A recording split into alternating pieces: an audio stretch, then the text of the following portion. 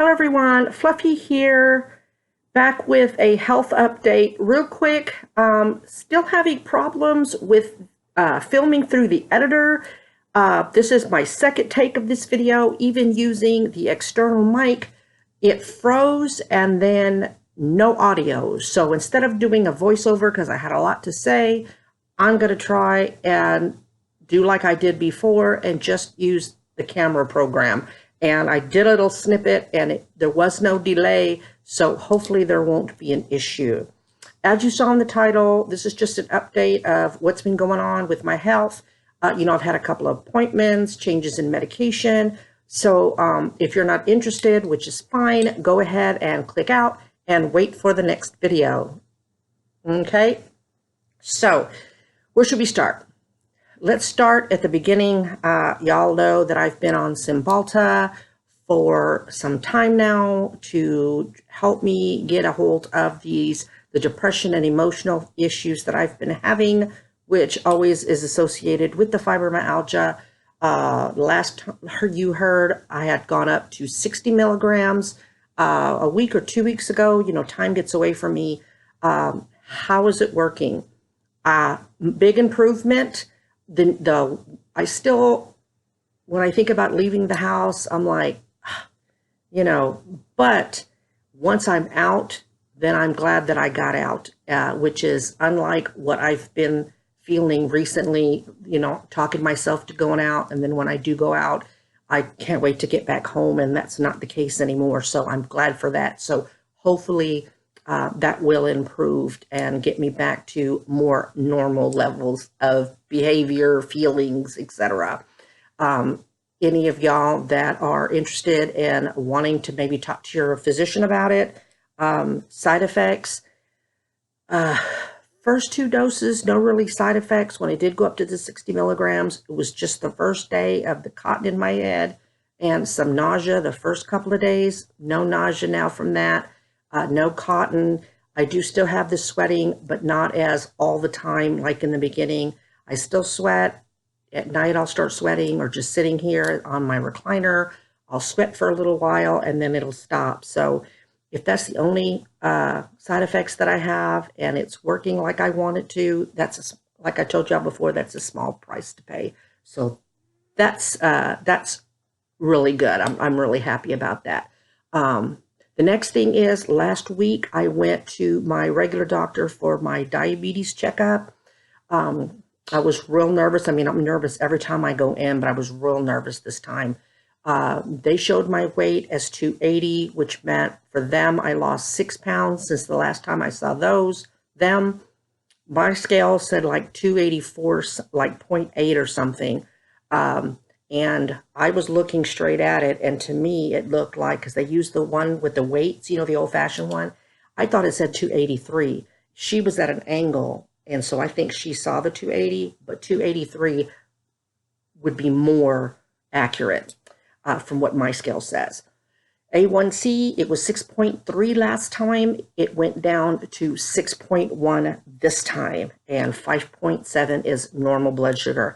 I know offhandedly, the doctor kind of laughed and said, man, if you keep doing this, it gets any lower, we'll have to do something. And since he loves the Trulicity too much, he's probably going to want to do something about the metformin, so I'm not on so much of it. But he was very pleased. My triglycerides were at 251, which I know is still high, but not for me. When I first started with him last year, March, my A1C was like in the 600. I mean, not my A1C, my triglycerides were in the 600s. They've been as high as 884. So for a little over a year and a half, to be down to 251 is saying something, at least for me. Y'all, I don't know how I got those numbers. I have been cheating so bad in it. I know feeling like a failure in that respect has also helped in my depression, but now I'm just trying to focus on, even though losing weight is a priority for me and I do want to lose weight, I'm trying to focus now on keeping my blood sugar numbers down, my finger sticks down, and hopefully doing that, the weight loss will continue to come. we'll see how that works out. I don't see him again until December 30th. Y'all, I know, I see him right after the holidays. What is he doing? Still paying $120 for Trulicity. Most insurances roll over on September, October. So if they don't come down in October, I'll give them a call. And if they really can't tell me when that figure will drop, I may have to look at getting another policy. So, excuse me. So enough about that. You caught up on that.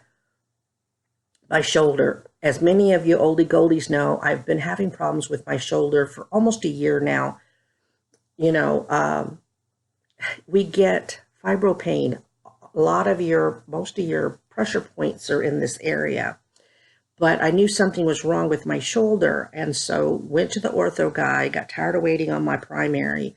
So I realized that with my insurance, I don't need a referral. So I went to see an ortho guy, and they did an MRI, and I went to see him yesterday, and the prognosis is, he told me that there is a tear in my shoulder. It's not torn all the way through. A ligament or whatever gets torn in there. He said the word, and I don't remember now. It's not all the way torn, but it's halfway. It's getting there.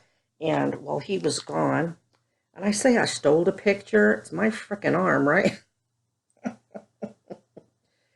See if I can get you. I don't do this very well, and if it doesn't show up real well, I'll try to remember to put a picture right here.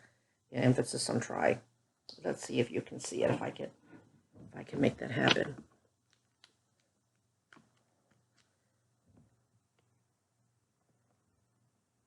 Yeah, it's right in there where the tear is. Right up there somewhere. Partial tear. So he said we can go in there, repair it. He says they do an incision about this big. And I'm thinking, this fat arm probably going to need an incision this big. But they go in there, and he says, I asked him, did he think it was the fall I had years ago that started it? He said, no. It's under your collarbone, where the collarbone and shoulder, whatever is in here. And I've got they're like barnacles. There's a proper term, and one of y'all will tell me what it is down below in the comments, because I can't remember what it is. So if I blurt something out, then I remember. But it's like barnacles, and he thinks because they're right above that every time I raise my arm certain ways, those things are causing the damage. So they would go in there, shave those down, repair it, put some pins in there, and then be done. I'd be in a sling from 7 to 10 days. And then physical therapy for 4 to 6 weeks, he said. I really can't remember, y'all. I don't want to make sound like long drama when it's only a couple of weeks. I don't remember what he said. I got paperwork. But he did end up, I got a shot. I don't know if you can see, there it is. Got a shot. God, that thing hurt a little bit. Not when it was poking me like normal, but the pressure in there. He asked me what I wanted to do, and I'm like, I don't know. I mean, I don't want surgery. Not really, but I will if I have to. And he knew I was hesitating. So he said, let's do this. And he had asked, had I ever got a shot in there? And I told him my rheumatologist gave me a kind of shot. It wasn't the same one as this guy gave me, because she just went straight through with a needle. He put some kind of needle cup thingy, and the syringe went into that and into me. And it only worked for like 2 or 3 weeks. So he said, let's do this. He said, let's give you the injection today. I'll give you some exercises to do to strengthen that arm. And then in 6 weeks, if you come back and you're still not better, then we can proceed with surgery. I think he knew I was hesitating, and so he was just giving me time, because those exercises are strengthening. They in no way repair the shoulder. And he didn't ask me to wear a sling. So the incision, the injection is helping a little bit, but I'm still in pain. But even this much of helping, this much helping is better than nothing. So, and my hesitation was, I didn't really want to have the surgery without the kid being here, because there's things going on, and I just don't want to be having surgery right now. I would have rather waited till the kid got home. And having this plan, that is going to happen. So she will be here once, I think I see him like on the 15th or 16th of next month. And she should be home right around that time. So that'll be perfect. Because I'm on my own advocate. So, I wanted to hear what he had to say. I asked him to show me the picture, and that's why I took them. And he was, talking to me about it. And we joked around because when I was looking at it, I'm like, what's that? And he goes, oh, that's your muscles. And I thought, it looks like rice. And he's looking at me, grinning. And he goes, so you want to work on those muscles if it's looking like rice? I said, nah, just put some soy sauce on it. Y'all. You'd have thought I was a stand-up comedian. He laughed so hard. And so he was looking, and I'm like, I can't see how y'all can figure stuff out. And he goes, well, let me get you an image where you can see. And I go, they're all images of white, gray, and black. And I said, that looks like a steak. He starts laughing again. And I said, Doc, can you tell I came to this appointment hungry? He started laughing. Hey, you got to make some jokes. And he was professional. He didn't blow me off. He was very concerned. He allowed me to speak with him. We made a decision together. And that's what I tell y'all. Speak up for yourself because you have a say in your treatment. Plus, you have to be careful that you don't chalk everything up to fibromyalgia. And I do most of the time. But for some reason, I knew this wasn't normal fibro pain. It stayed swollen, and inflammation, internal inflammation, is also what helps us hurt. Inflammation on the muscles, inflammation on our nerves. But I just knew it was something different. It wasn't the same fibro pain. So be aware, keep a journal if you have to, and go in. And I did not tell him when I saw him that I had fibromyalgia. Not that, I know it's assuming that he would chalk it up. But I was hoping that he wouldn't, so I decided not to say anything and he ordered the MRI. But he had enough forethought to say, there's something going on. I want to rule out a tear or anything, so let's do the MRI. And I don't know if I told y'all, but I went like on a Tuesday or a Wednesday to do the MRI. He did a lot of pictures. I was in that tube a long time. The very next morning, I get a call, and it's the hospital. And they're like, yes, we need a few more images of your shoulder before we send in our report. Would it be possible for you to come in? And I was like, automatically, I'm like, and I said, sure. I said, when would you like me to come in? How about this evening at 5:30? I'm like, okay, that's kind of rushing it, but okay. Because, I don't see the doc till didn't see the doc till yesterday. And so I get there. And I check in. I filled out no new paperwork. I didn't get a band. You know how you get like when you're in the emergency room? And I ask. And she goes, oh, no, we have your paperwork from yesterday. That's not necessary. And when I ask about the armband, she goes, no. She says, it's just kind of an informal thing today. We don't need any of that. And I'm like, And so I thought that was odd, but I'm like, okay, I'm going to be cooperative. I'm going to go with the flow. And so we go back there, and the guy, the first time, the night before, I was concerned about my plate. But he said titanium plates are usually okay. And when I sat on the bed before it went in, I was just sitting down. He says, do you feel anything in your eye? And I go, no. He says, that's good. He said, because if there was a problem, you'd already feel it. And he goes, but this is the oldest machine we have, so it's not as strong, so you should be fine. Well, when I went in the next day, the lady, we were talking, and she asked me, did I feel anything? And she goes, no, titanium plates in the eye usually stay in place, so you're good. And she goes, and this is our strongest machine, so you would already be feeling it. I said, oh, okay. And so a few images, my hiney. The second session lasted as long as the first session. Well, they made a mistake because when I went in there yesterday to my doctor, he goes, oh my God, you can't even read these. And you just saw black, a couple of little white spots.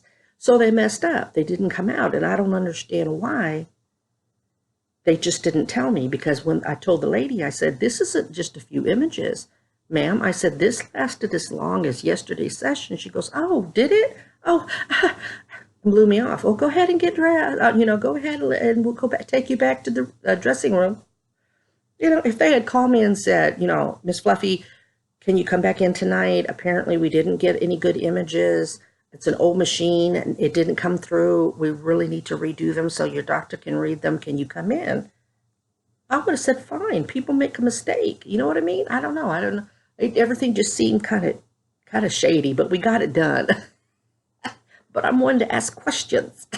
I don't like to have smoke blown up my hiney. You know what I mean? Tell me the truth and let's move forward, So I think that's the only update. Got some ideas for the channel. I know I've said that before, but that was when I was still feeling like crap and frustrated because I had these ideas.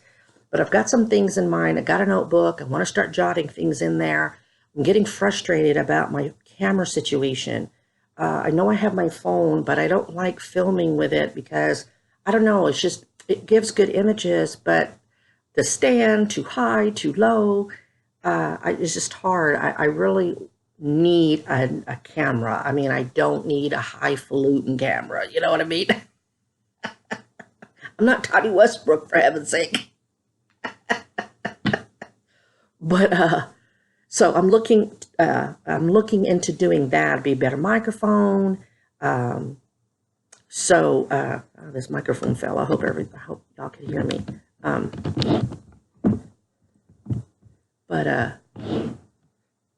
So I'm looking for that. So if y'all have any good deals on some, like you get sales papers and stuff, and it's a national electronics chain. I looked into Fingerhut and QVC, but there are a lot of pawn shops around here because it's a military town. Like every fourth or fifth store is a pawn shop, and you can get stuff for cheap there. So I hadn't thought about that until last night. I was talking to Martin from Just Martin and asking him about his new camera, and we discussed it. And QVC, I can afford those easy pays at what, $12 for my air fryer, but not almost $200 a month. So I'll find something. But I've got some projects that I want to do that are very far away from a mukbang, and I know this is a mukbang channel, so I don't know if I'll just do one of these projects. Right now I have a hard time keeping up with this channel, much less making a second channel of what I want to do. But it just depends on how y'all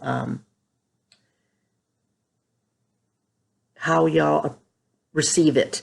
And I need honesty. I know y'all like me, and so you're sweet to me, and you don't want to hurt my feelings, but I need your honest criticism. And if it works out, that's the project that I said I'll need your help. So we'll see. I've got some notes jotted down. I want to see how that goes. But definitely going to start trying to record more. Having said that, that friggin' bark box is still over there, but as soon as I know that this is working and I don't have to do a third take, I'll do the bark box. May not have Molly Tamale in it because she's in the room with the niece taking a nap. But if the door's open, so maybe if I call her, you may not see her twirly. It may just be the two dogs. So 18-minute and 55-second update. I hope this wasn't too boring. I know y'all say I'm never boring, but then y'all are nice and don't want to say nothing ugly. But I know some of y'all have been asking, and so that's where I've been feeling a lot better. And why haven't you filmed, Fluff? Well, I got to get back in the swing of things. Calm yourself. No. Hurry up, Fluff. See, right there. Anyway, God bless y'all. Positive vibes to each and every one of you. Remember to always be kind and be your own advocate. I love y'all, and I will talk to y'all real soon, okay? Bye.